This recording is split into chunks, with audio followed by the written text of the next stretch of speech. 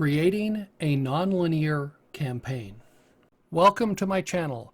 I focus on tabletop role-playing games, video games, and science fiction.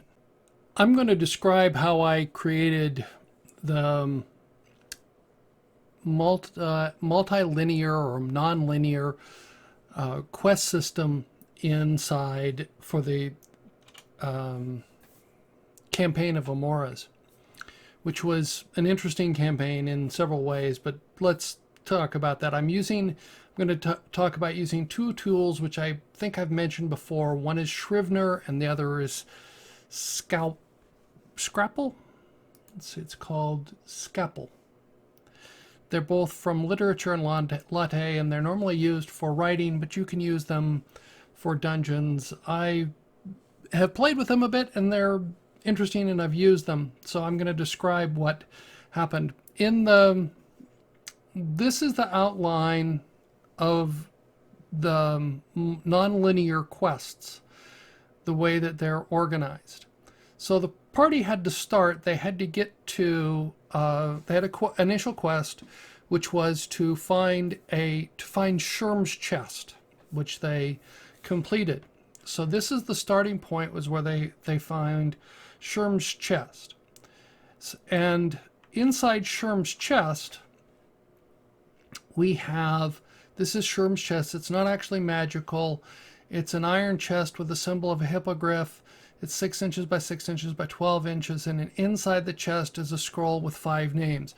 It lists the 5 names and what they received as payment from Kegel, who is the great lich influencing the world. And the goal is to stop the sex slave trade that's going on inside the world.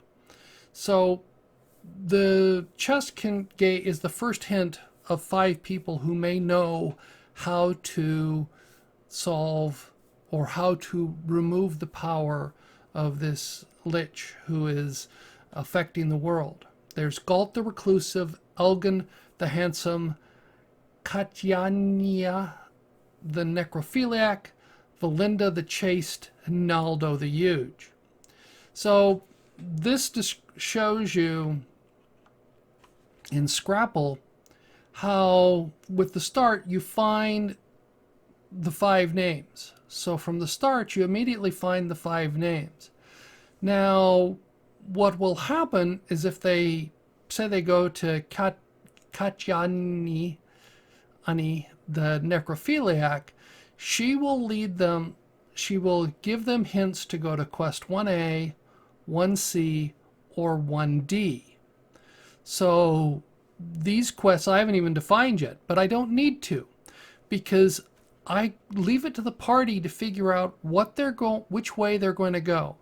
These are almost at opposite ends of the world. They have to, their travel to each of those is takes a little while to get there, and then they have to figure out what they're going to do, how they're going to get each one.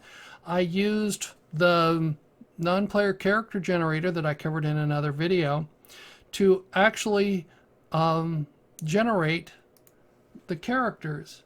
So here is Galt the Reclusive. He's missing an arm, which is possibly why he's reclusive. We have Elgin the Handsome. He's a human male. He's got a charisma of 18, which obviously handsome. He's prone to whistling. We have all of these. Katyana is the human female and captivated by a romantic interest, and she has, shall we say, a flaw is forbidden love, which necrophilia is, shall we say, a forbidden love. That one fits well. And Valinda the Chaste, and this is another character that I've created that's there. So each of them follows the standard pattern that we used for generating non-player characters, and I'm just using Scrivener. Minor comment about Scrivener: this is actually the entire campaign as it ran until I had to stop. for health reasons. Yeah.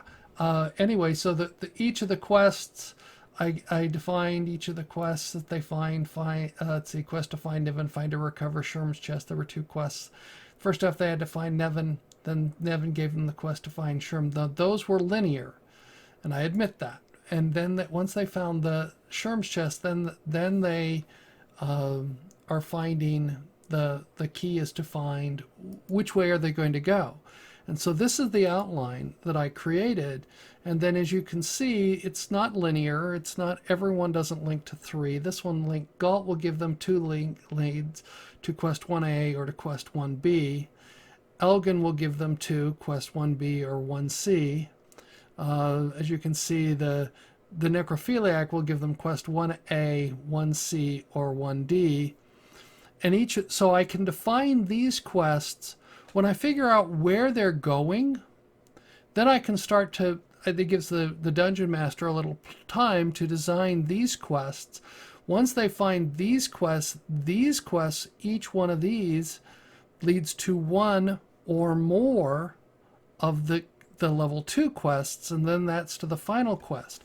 But in essence, as you see, there are many ways to, the goal is to get to the final quest.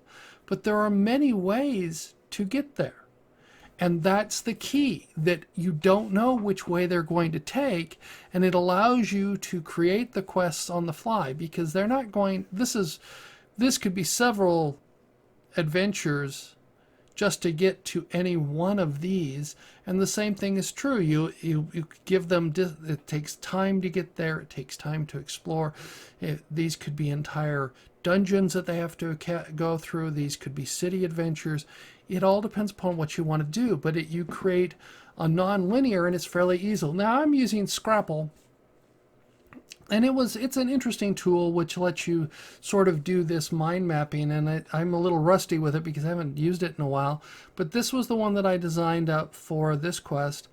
And then from Literature and Latte, they also have Scrivener, which is a useful tool to map the adventures. Unfortunately, this may be kind of small unless you're watching this in high resolution. I tried to zoom in on some of this so you can see how, so you can read this. But all the, like Naldo the Huge, Naldo the Huge is larger than normal, but he's a hunchback, and so he likes assault and beatings, and so this is his standard, and that this is I list where each one of these are, so that these are hyperlinks to, like, Naldo the Huge is in Shanto, and Shanto has just Naldo the Huge, and so I haven't defined even the city or the location of that. Actually, I have on another map, but this gives you an idea of how I laid out a non-linear quest, because they can go through many ways through this. There's not one solution to this way to get to the final quest. As you can see, there are actually 3 different quests at level 2 that could take you to the final quest. And so these are interesting. And I created the non-player characters that they have to interact with, and you could create the same thing, that these would have to be the NPCs or creatures that you would need to create, and so on, so that each one of these, you have to go through each one of these to find the tool to defeat this. And you can make it, my plan was that there were there is a final quest, which is to defeat Kegel or to remove her power, but depending upon which path you took, it would be different. So I'd like to hear what you think about multiple solutions to your quests and creating non-linear quests.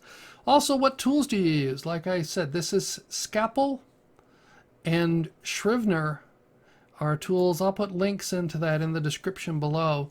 They're a useful tool. They're normally used for writing, and often they do these 90-day evaluations, which I did, and then I decided to buy a copy. But it's something to take a look at. Thank you for watching my video.